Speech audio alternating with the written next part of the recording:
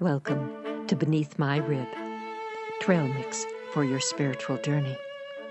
Your hostess is Kathleen Ann Thompson, international missionary, teacher and lecturer, and artistic director of Bellhurst Productions. Kathleen, American-born, was educated in the U.S. as well as in Europe, but has worked ecumenically the last 25 years in Europe, Eastern Europe, and Russia, as well as China, South Africa, and South America. We hope that wherever you find yourself on your spiritual journey, Beneath My Rib will offer you some spiritual nuggets to sustain you on your way.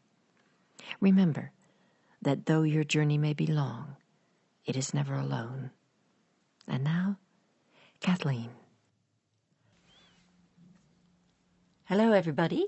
This is Kathleen Ann Thompson. I'm glad you're here with us today. We're continuing on with our podcast entitled Living in the Humility of Grace.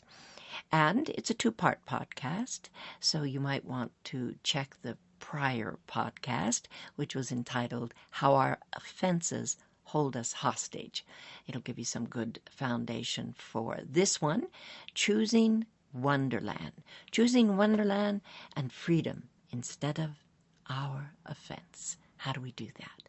Well, last time we talked the whole episode about our offenses and how, among other things, they keep us from entering Wonderland. What is Wonderland? Well, Alice in Wonderland.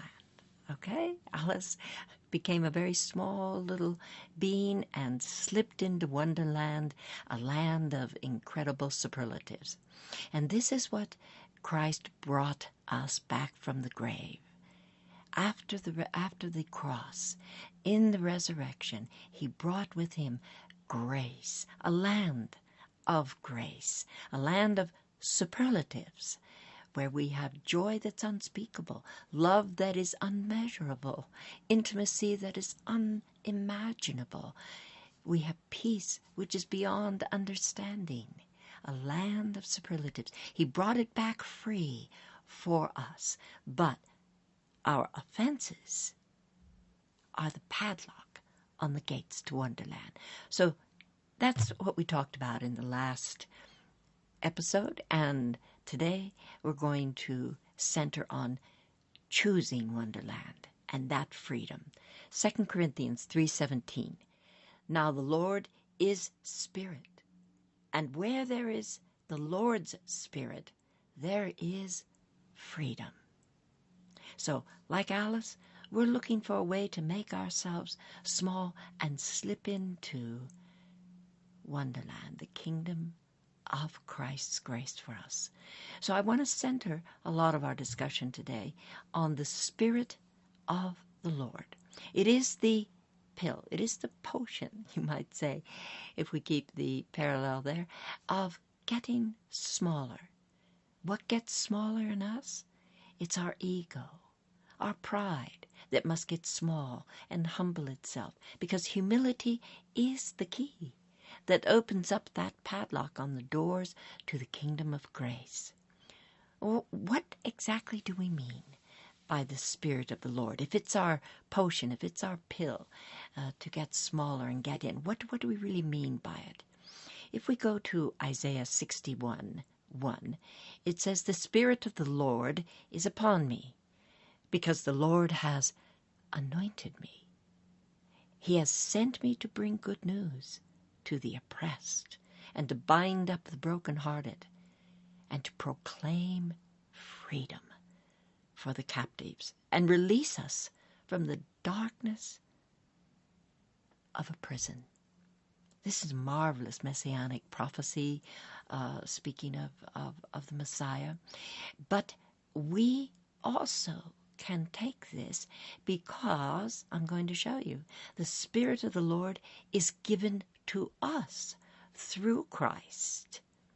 So the Spirit of the Lord is often referred to as the Sevenfold Spirit. And Christ brought it with him from the grave to give to us, that we also might bring the good news to all who feel oppressed and victimized and abused in this world, to bind up and heal the brokenhearted, strengthen the inner man of our fellow brothers and sisters, to actually proclaim that they live in freedom, the freedom of God's will, and be free of the addictions and the enslavement that their offenses keep them in. Also, to release the depressed and those who are living in darkness as prisoners. So this is the Spirit of the Lord given to us as well from Christ through His grace. So let's just look at this and unpack this a moment. Why do we call it the sevenfold Spirit of the Lord? Well, there are 7 divisions of it here. Number 1, the Spirit of the Lord. 2, the Spirit of wisdom. 3, the Spirit of understanding. 4, the Spirit of counsel. The Spirit of might. The Spirit of knowledge. 6, and finally 7, the Spirit of the fear of the Lord. So we might think of this in a picture as a menorah, as a Jewish menorah, with the center branch coming up the center. That would be the Spirit of the Lord. And then 3 branches on either side of that center. And those would be the Spirit of wisdom, understanding, and counsel. And on the other side, the Spirit of might, knowledge, and the fear of the Lord. So this is kind of a nice way to look at it. The sevenfold Spirit of God is actually the mind of Christ, which can be systematically and accumulatively given to us for practical application of God's thoughts into our everyday life. Romans 12:2 says, "Do not be conformed to this world, but continually be transformed by the renewing of your minds, so that you may be able to determine what is God's will, what is proper, what is pleasing, what is perfect." We need the mind of Christ in order to do that. So we talked last time that Jesus rebuked Peter for getting in his way when he said he was going to Jerusalem. And Jesus said to him, "Satan, get behind me. For you think with human thoughts, not God's thoughts. And therefore you're an offense to me." We need to think as God thinks, as the mind of Christ thinks. Then we will really know what God's will is for our life. We will know what is proper, what is pleasing, what is perfect, and we will be living in the land of grace, because that is our privilege through Christ's redemptive work on the cross. 1 Corinthians 2:16, "For who has known the mind of the Lord, so that he can advise him?" Who knows the mind of the Lord? And then he says, "However, we have the mind of Christ." So Christ came back from the grave with the Spirit of the Lord upon him and privileges us to have that mind. We are able to renew our mind in his. Then we will know what the Lord thinks. Then we will know the Lord's thoughts. Then we will know what is good and true and perfect and how to apply those thoughts to our life. It will renew our mind and therefore transform us. Our mind is not just our intellect. It's not just our rational cerebral cortex and the linguistic brain up there, the rational processes. No. The mind is our entire conceptual process. That includes our 5 senses, our heart, our emotions, our memory, our perceptions, all our decision-making processes. This is an entire process by which the entire body knows its environment, knows itself, and knows the connection between the environment and itself, and knows spiritually God and ourself and the connection between us. So the mind of Christ, don't think of the mind of Christ as simply an intellect or the rational part of our cerebral cortex. No. It includes everything about us that causes us to know and understand. Ephesians 1:17. I pray the spirit of wisdom and revelation be upon you, that you might know Christ fully, and that you might be enlightened by the eyes of your heart. That's wonderful, wonderful, wonderful scripture. For indeed, the spirit of wisdom and revelation, part of the sevenfold Spirit of God, is how we will know, and that word is the knowing intimately, as Adam knew Eve, to know Christ fully, intimately.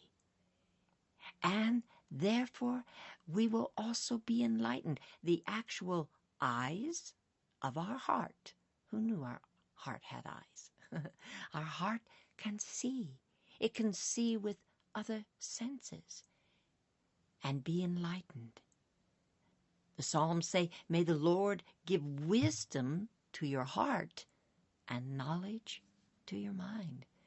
We need all kinds of knowing, which is a part of our mind, the mind of Christ, in order to comprehend and know how to apply God's great thinking to our individual lives. How will the sevenfold Spirit of God make it possible to put Satan behind us and loose our hold on our offense so that we can enter Wonderland? That's our subject here. I want to give a shout out to the Kwan Inouye house. It's a website where I took a lot of information on the Sevenfold Spirit of God. It's a wonderful website. I thank them for their excellent Berean attitude toward the scriptures. And if you want more information, they're a good website to go to. But let's move on here with the giving us the mind of Christ. Isaiah 11:2 again talks about the sevenfold Spirit of God. So let's look at those seven aspects of it. Number one, the main tree that comes up the center, the Spirit of the Lord. This is the entire supernatural power source that is behind the thoughts of God in our heart, gives us the power to personally adapt them to our lives and enact them. So it's the source, you might say. It contains all of the power, all of the thoughts, and the ability for us to receive them into our individual lives. The Spirit of wisdom. It is all of God's supernatural thoughts themselves, the principles, the doctrines by which God actually holds the whole universe in perfect order. His design. Wow. I mean, talk about an unbelievable engineer, scientist, philosopher. I mean, this is a whole understanding of the principles and the doctrines that work. And do you know that the principles and doctrines of God work whether you're a believer or not, whether you see them or not in your life? They are working out there. They're holding the universe together, and us. Spirit of understanding, third one, is God's personal illumination of thoughts. In other words, shining light into a thought, that it becomes not just you might say like a scientific formula, but, oh, I see, this is how it connects. This is the deeper meaning of it. This is how it is interwoven into other principles and other functions. It's an understanding of something. You know, I am learning the German language, and I can learn the vocabulary. I can learn the principles of grammar. But to understand those principles of grammar is not just a matter of learning it by rote and repeating it back. It's a matter of once you start to speak it and use it, you start to get an understanding. It's illuminated, and then it starts to make some sense for you. So the spirit of understanding is the light that goes on and shows us the doctrines and the principles of God's thoughts in a way that makes them suddenly come alive in our life. The spirit of counsel, number 4, is God's personal instruction for godly choices. It's, just what it says, counsel. It is the advice of how to take that understanding, which has been illuminated to us from the spirit of wisdom, and make a choice in our life: who we will marry, what kind of job we will get, what we will do with our mission, how we will behave in a certain situation. The 5th one is the spirit of strength. In God's supernatural ability, there's a power He will give us, a power for self-discipline, a power of our will to sustain our efforts, to endure through challenges, to have courage to overcome obstacles in our way. We need power to do that. We can have understanding. We can hear the Spirit of God in counsel speak to us, but we need power in order to truly follow through.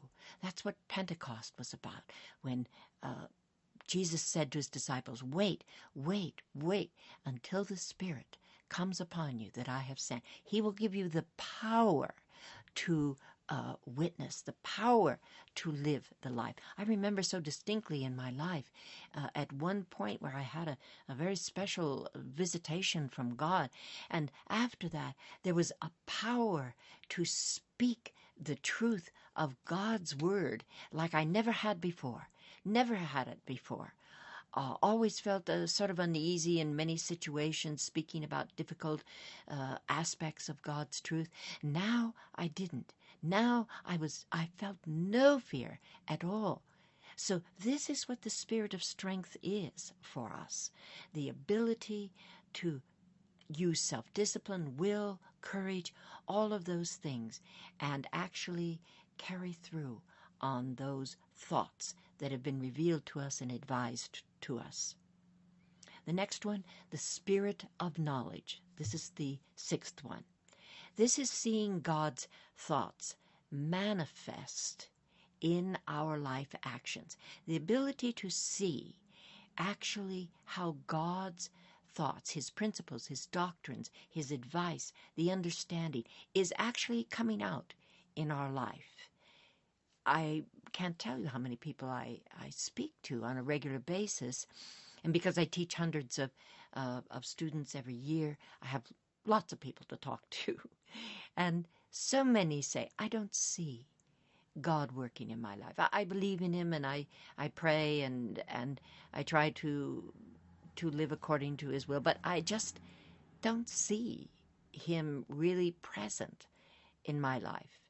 And I find this so very sad, because one of the blissful things, I say this word because the Bible uses the word, it says, don't let people miss grace, the bliss and the ecstasy of living in grace.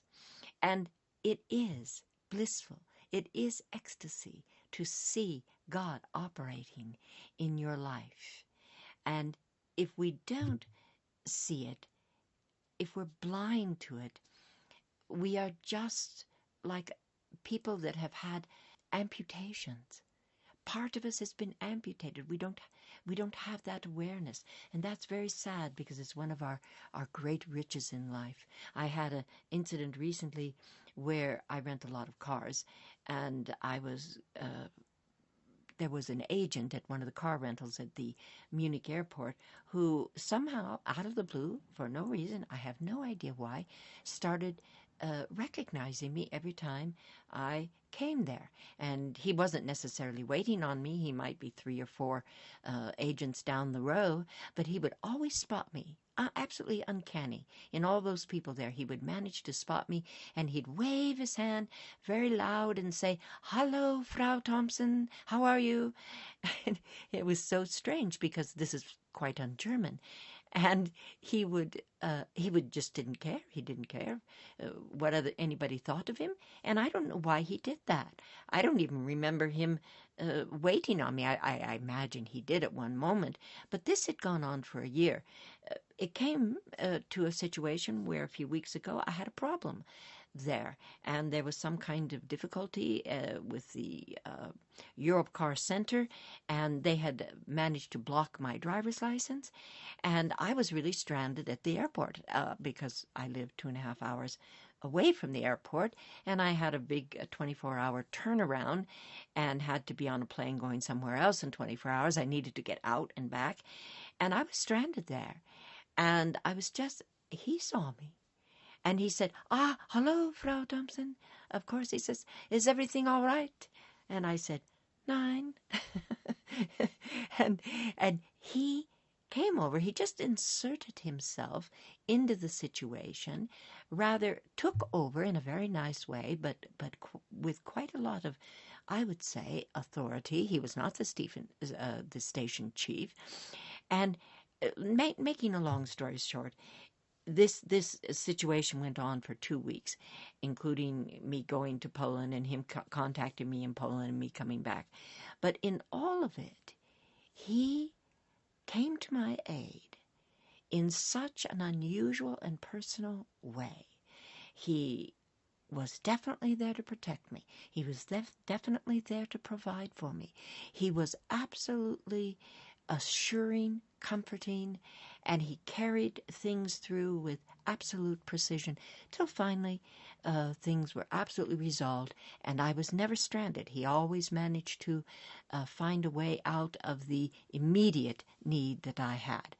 And when I was through with him, I bought him a little box of nice Krakow chocolates, and I said to him, I don't know whether you believe in God, but I do, and I believe God sometimes uses willing human beings to help his own people down here. So this is a gift for you, Angel Casey. That was his name. And I saw that indeed God was there. Indeed, God was coming down into my world, into Agent Casey over there, and into my very being in the way that I responded to this situation and to these people. This was all the manifestation of the Spirit of the Lord. We have to be able to see that in our life, or we will miss some of the bliss and the ecstasy that's allowed us. Okay, the last one, 7. The spirit of the fear of the Lord. This is about walking in great humility, gratitude, and awe. Awe of God's love and truth and justice and all those superlatives that are given to us. We actually fear being outside of this beautiful kingdom of grace if we've ever been in it. And so we walk in that fear of respect, that fear of awesomeness, and saying, oh my goodness, I don't ever want to be taken out of this wonderful place that I am. I'm going to flee from anything that would deter me from remaining in Wonderland. And that would mean every single one of our offenses that we're holding. All this is what is given to us in the grace of the cross, the work, the redemptive work of Christ in the cross. None of it is of our origin, worth, or privilege without the cross. The power that raised Christ from the dead.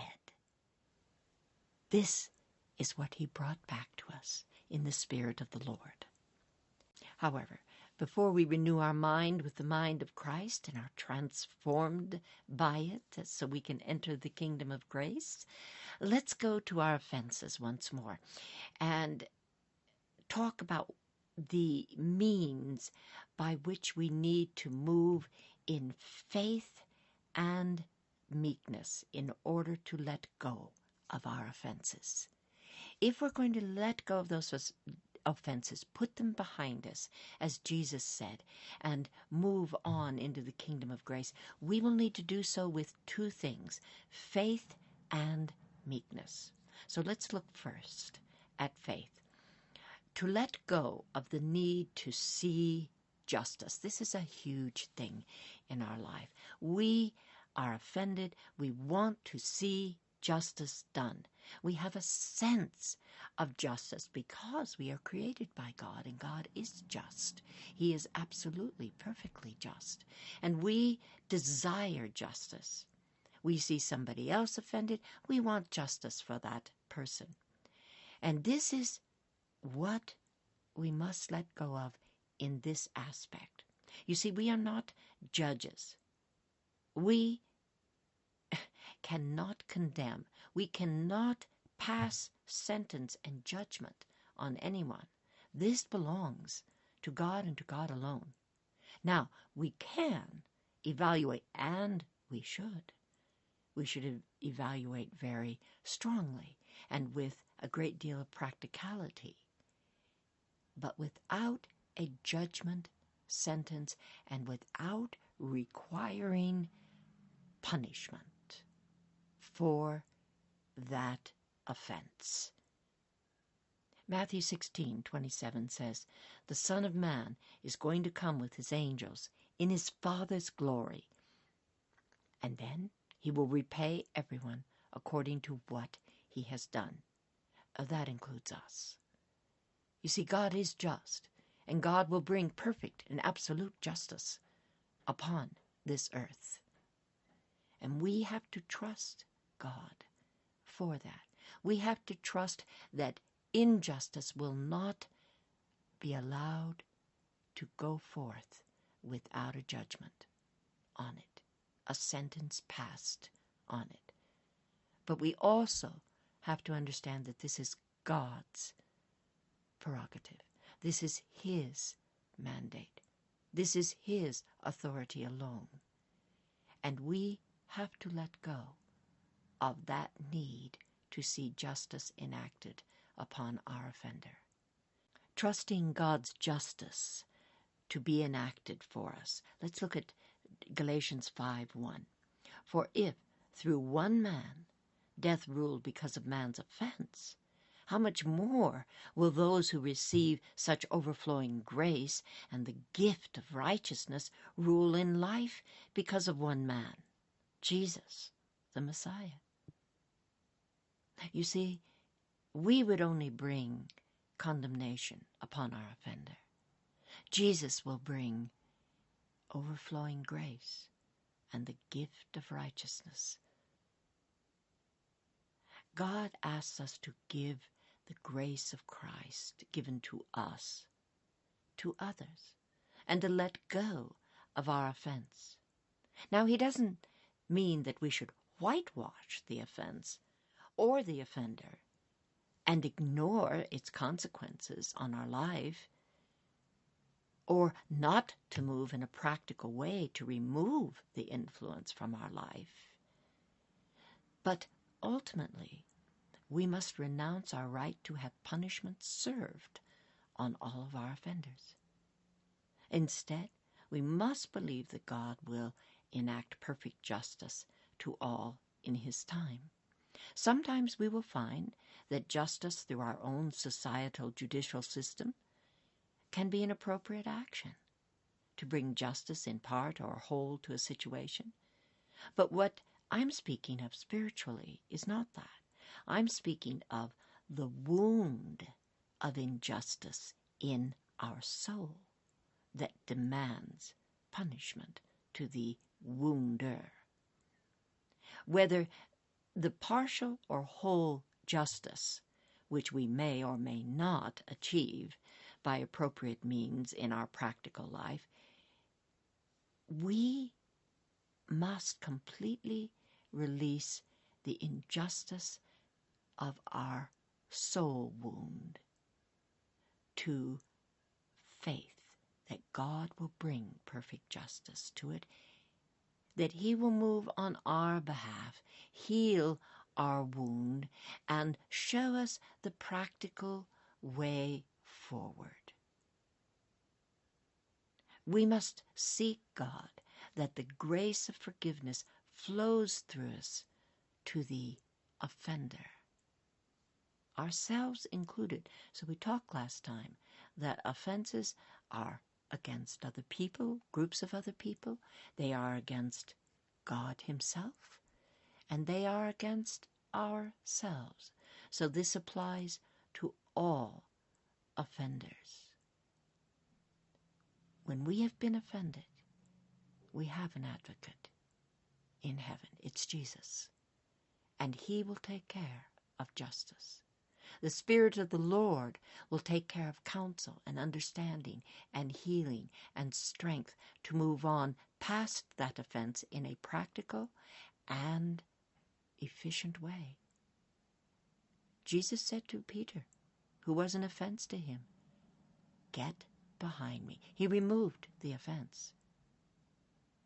He didn't allow it to stay there. But He didn't judge and sentence Peter as the offender. Instead, when He came back from the grave, bringing the kingdom of grace with Him, He entered Peter into that kingdom of grace.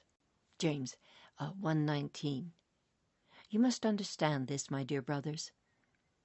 Everyone should be quick to listen, slow to speak, and slow to get angry. Repent from holding an offense. We must ask God, I think, for the grace and assent to that grace that Job expressed finally at the end of his discourse with God. He said, "Though you slay me, will I trust you?" We often don't understand why justice is so long in coming, and we feel maybe it never will come. But we have to, in faith, trust God that He will bring all things to perfect justice. And in the meantime, He will lead us. He will show us the way in our practical, everyday life. That's what the Spirit of the Lord is for. Just recently I had an incident where somebody offended me in an email. I normally don't read emails late at night. It's one of my life style principles because they can be upsetting and then you don't sleep. So I normally don't read emails at night, but this time I did. And of course I proved myself absolutely right. I shouldn't have, because somebody wrote something, somebody I like really well, somebody a good friend of mine, wrote something in an email that offended me. And my soul was definitely injured. My soul felt unwrongfully spoken about, and I was very disturbed. I didn't sleep that night, thinking about it all night long. And for the next 2 days, that offense truly locked me out of the land of grace. And that offense kept me for the next 2 days totally out of the kingdom of grace, because I spent a great deal of my time thinking about that comment that had been made, thinking how I should respond to it, thinking what the consequences of it were, thinking about what my relationship would be with this person afterwards, and asking God what I should say, how I should handle this. I was completely preoccupied with this for 2 days and experiencing none of the superlatives of Wonderland. And finally, on the night of the second day, I was brushing my teeth. I went past my bathroom to go to bed, and suddenly I was stopped. And there was the Spirit of counsel. The Spirit of counsel spoke and said to me so clearly, Kathleen, you live so rich in the kingdom of grace. Just give her grace. That was all. It was so clear. It was so definite. It seemed to almost be a material manifestation. And I laughed out loud and I said, of course. Of course. How stupid am I, thinking like Peter with human thoughts when I should be thinking God's thoughts. Here I am, living in the kingdom of grace, living with all of this richness, this superlative lifestyle, and I am going to judge some person who said something that hurt my feelings? Really? Just give her grace. And I did. I simply let go of this. I said, prayed. I said, oh, Lord, just pile grace upon her. Just abundantly pile it upon her. And move before me as we meet in a couple of weeks and move in our relationship in a wonderful healing way. And that's exactly what happened. I met that person a couple of weeks later, and indeed, it was as if nothing had happened. I was not hurt. They were not offending or seemed to have even any reference to it. And I thought, oh my goodness, here it is again. Here is God moving so clearly in my life in the Spirit of the Lord. Our second mandate, in order to let go of those offenses which keep us out of Wonderland, is to put on meekness. Now, this means that we must deal with our pride, because it is our pride which keeps us from the freedom of grace.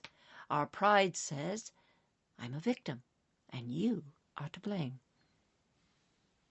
And that pride stands before God and accuses.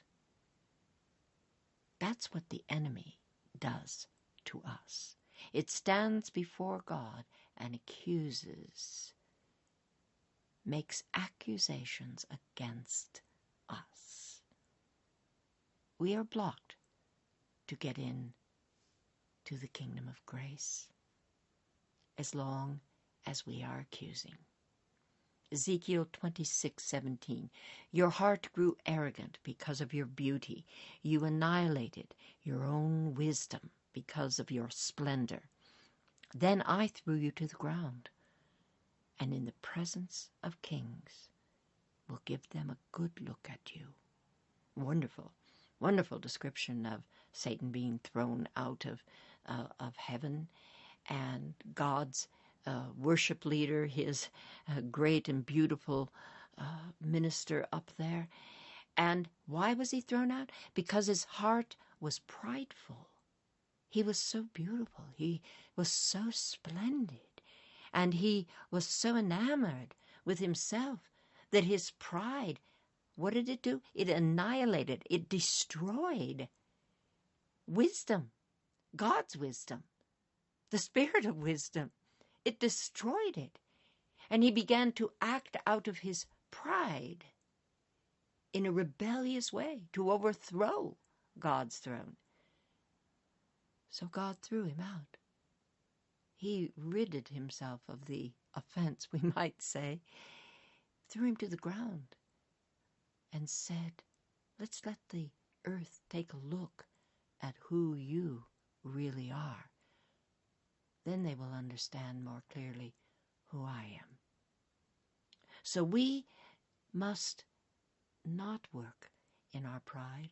We must instead yoke ourselves to him who is meekness. His yoke is easy, Meekness is the magnet that attracts God's favor to us. Who is that? Who is meek? It is Jesus. Meekness is humility, not weakness. Let's make that clear. Humility is a quality that Jesus took on himself. Jesus was Lord. Jesus was perfect. Jesus was the Son of God. And yet he took on the cloak of humility to present himself in respect and knowledge of the worth of other people on this earth. He didn't go around using his God-divine qualities, even though they were only partially active down here, as a way of manipulating or controlling people. He came in the humility of manhood, respecting people, respecting innate worth in people. This is who Jesus said he was. He said, I am meek. This is the only characteristic that Jesus actually claimed himself for himself. Jesus could have had many uncountable offenses to hold if he wanted, but instead he surrendered his right to have justice served on all of his offenders, punishment, sentence served on his offenders. And instead, in the garden, he said, not my will, but yours, my Father. Even though they have offended me, even though they are trying to kill me, even though this horror stands before me, I come in meekness and say, not my will, but yours. On the cross, he said, forgive them. They know not what they do.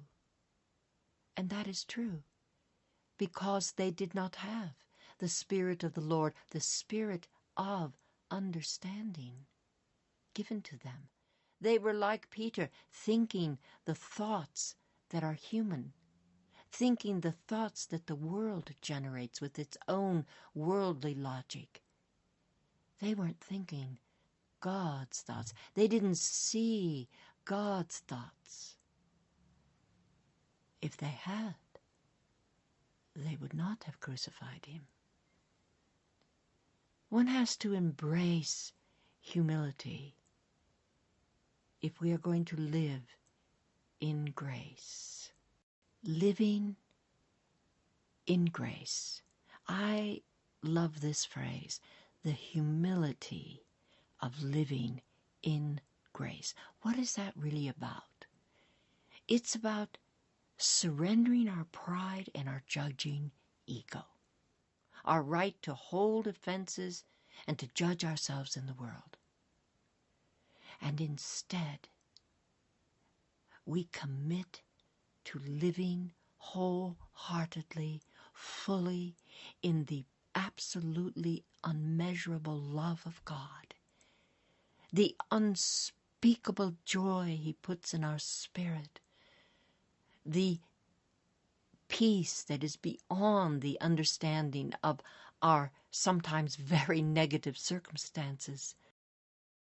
It is the full-hearted commitment to move into passionate intimacy with our Lord, to see as he sees, to look as he looks, to feel as he feels. And it is the shameless acceptance of our worth that Jesus has given us, the worth that we have in God, all without having any potential for having earned it or deserved it. That's humility.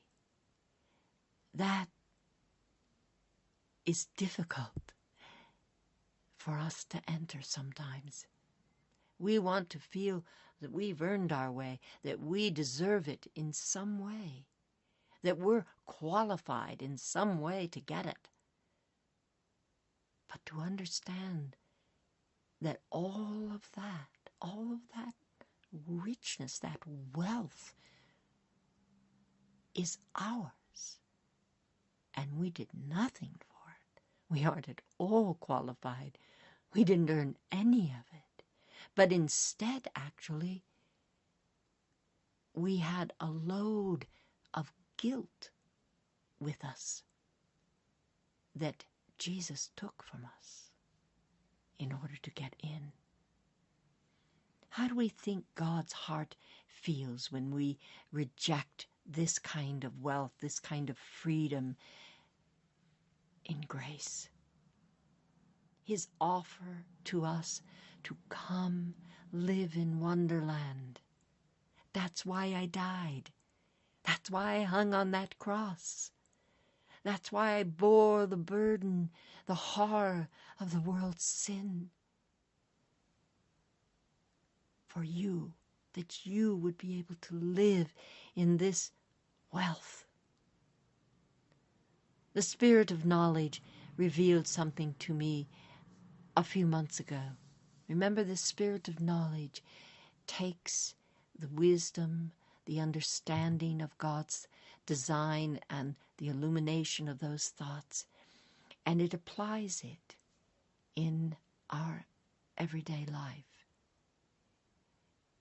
There was a moment a few months ago, I went to see the movie Manchester by the Sea, in which the Spirit of knowledge suddenly came upon me in such a strong way, and I suddenly, truly experienced the sorrow of Jesus,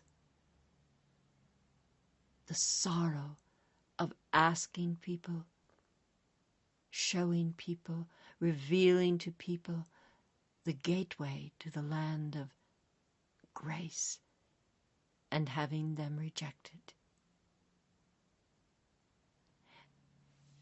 This has happened to me several times, but this was one of truly the most powerful times.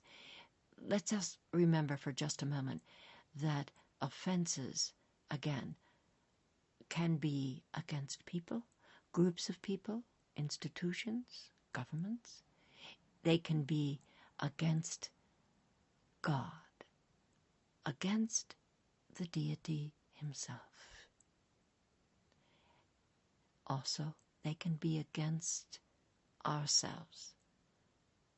We have offended our very self in the way that we have worked, in the way that we have behaved, in the things that we have done. They all separate us from Wonderland. In this movie, this is a story of just a working class kind of guy, nice guy, very, very appealing sort of guy, has a wife, 3 adorable little children, a little baby boy and 2 little girls, very small. He loves his wife. He adores his children. He's a good man. He's just a normally working good man, not perfect man, but good man. He behaves irresponsibly one night, gets drunk with his buddies, and after they left, he builds a fire in the fireplace so that some heat will go upstairs to his wife and his little children's room, and he goes out of the house. He comes back in about 40 minutes, and his house has burnt to the ground.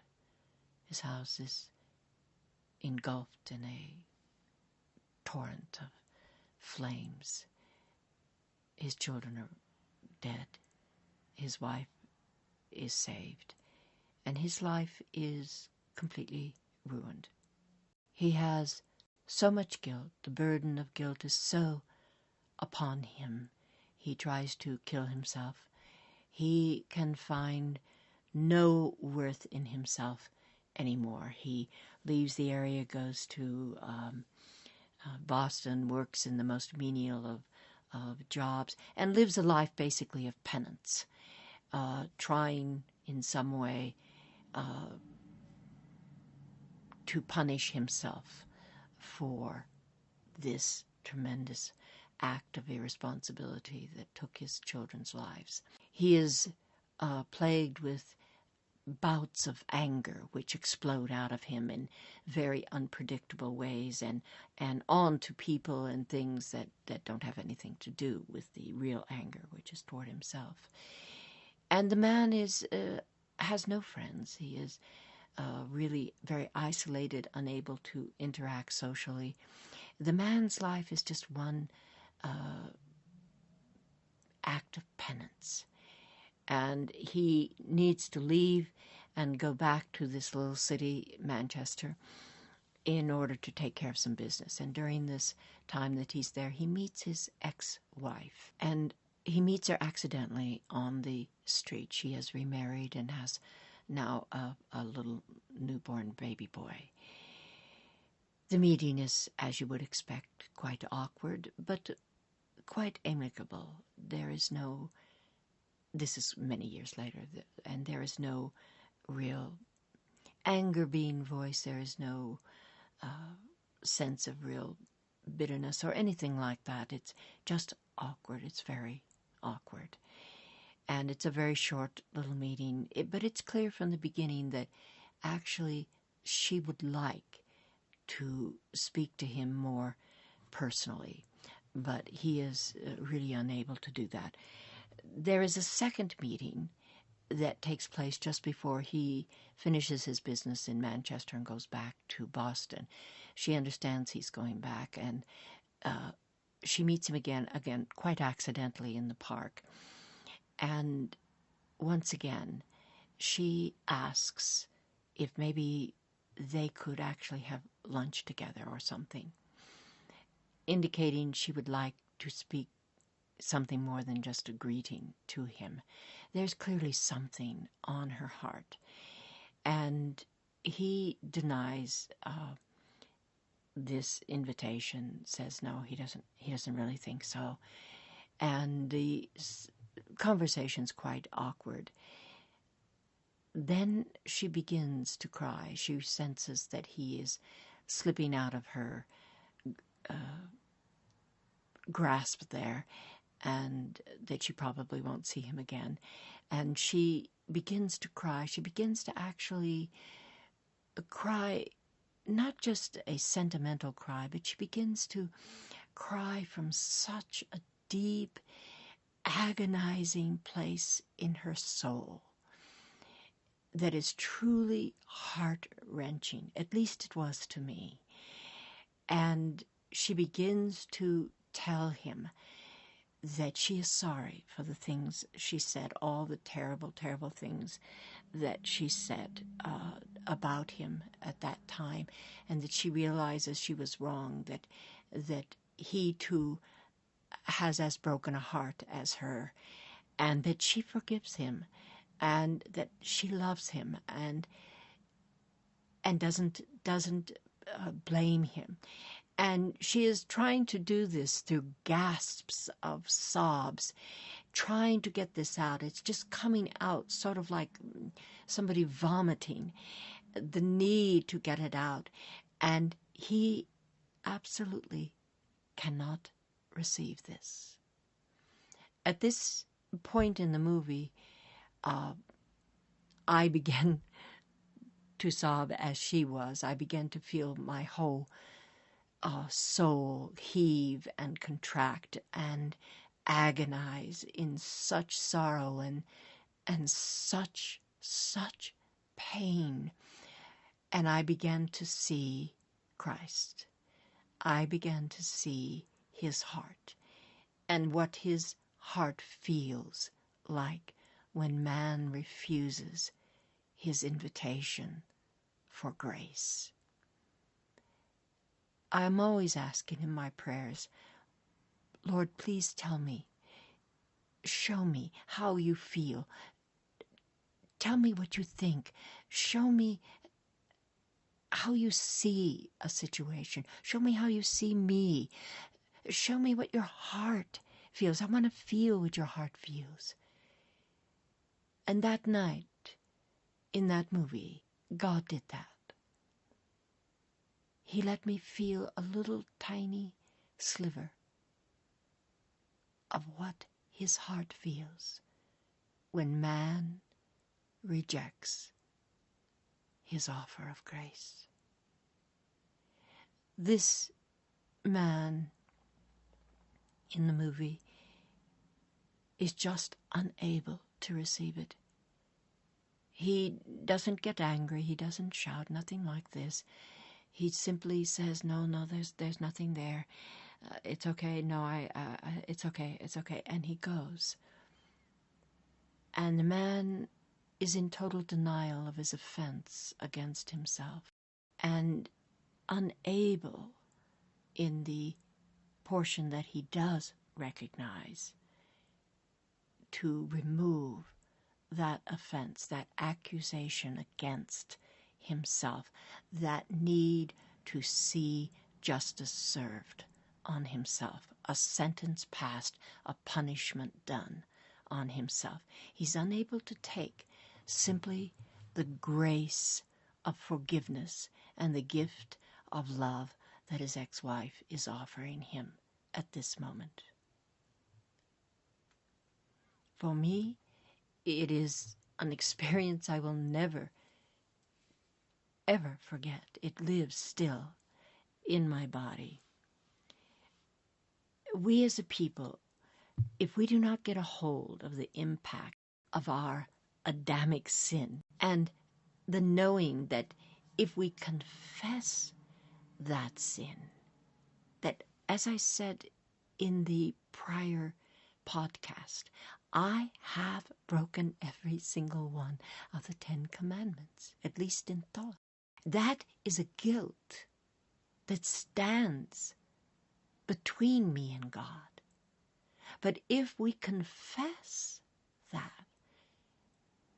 remove our ego and accept the work of the cross that Jesus went through in order to bring us freedom from that guilt, then we will be able to receive that grant of freedom of grace, in spite of the fact that we have no right to it.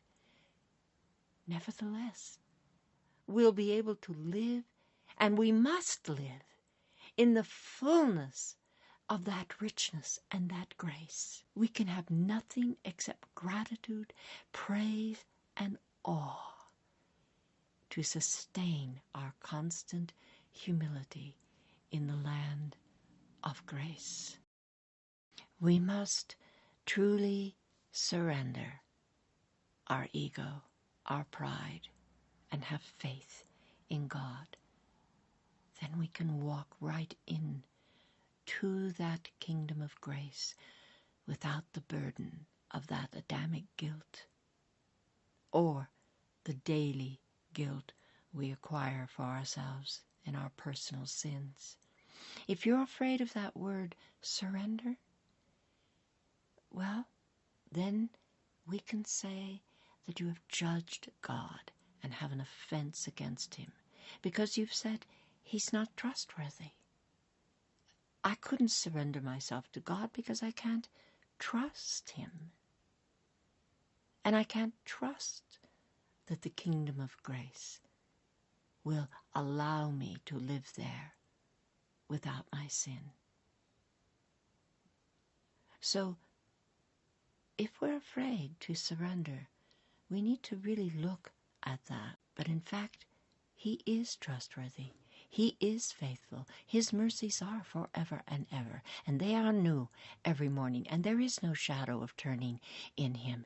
He is a faithful God. He cannot lie. We can surrender ourselves wholly, totally, into the arms of his grace. I'm going to finish this episode up with talking about the incredible rewards of grace. Maybe rewards isn't a good word, because rewards indicates that we somehow have earned it. We haven't earned it, but it is a gift. Maybe this is a better word, a treasure that we get from grace. So I'm going to name just a few of these incredible things. Grace is radical injustice. The absolute radical idea that God would allow us to experience and live in that richness without calling down a sentence and a judgment on our sin. Instead, he took that sentence and that judgment. He loves us, and he brought us while we were yet sinners into that place, took our punishment, took our sentence, and allows us the treasure of living in Wonderland. Grace is the heartbeat of relationship with God. That's the second wonderful treasure. We get to be there not just alone like children in a play yard, but with him, in relationship with him. It's impossible to know that relationship, that intimate relationship with Christ, without encountering the cross. Without Jesus having gone to the cross, taken our sin, there's no way we would be able to walk into that relationship. You know how children are. I remember going to the playground with my children and being so tired and being up all night with them and crying and just wanting to sit there and watch them play. And they would say, "No, no, no, Mommy, come with me. No, come with me. I want you with me." And no, they didn't want me to sit there and just watch them play. They wanted me to be in relationship with them. They wanted me to swing with them and watch them run and comment on their little feats of wonder that they showed me. You know, this is what we want. We want relationship with God. We just don't want to be in Graceland for the treasures, the goodies. We want to be there with him, experiencing them with him. Grace, number 3, is humility which beautifies us. My goodness, sometime you must read the description of St. John of the Cross. He has a whole almost page of describing his ecstasy at being in the presence of Christ's beauty, and that beauty being on him, and him being in that beauty and experiencing Jesus in that beauty. That's what humility does for us. It beautifies us. Psalm 149 says that. As we become humble, as we take on meekness, humility, we take on his beauty and we become beautiful. And lastly, the meek will rule the earth. It is the humble, the meek, who will actually rule and govern the earth. You know why? Because they're the only ones who can be trusted with power. Only the humble, only the surrendered to Christ can be trusted with power to righteously govern the earth. I leave you with this wonderful scripture, Galatians 5:1.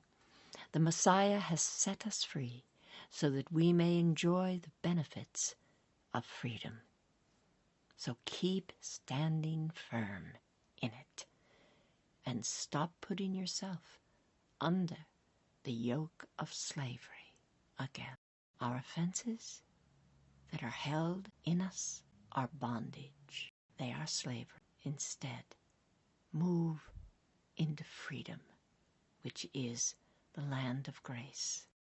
Thanks for being with me. God bless you. Thanks for being here. Keep in touch with us. We love to hear from you. And if you're a theater enthusiast, you can check out my other podcast channel, Whispers in the Wings, where we converse about theater techniques.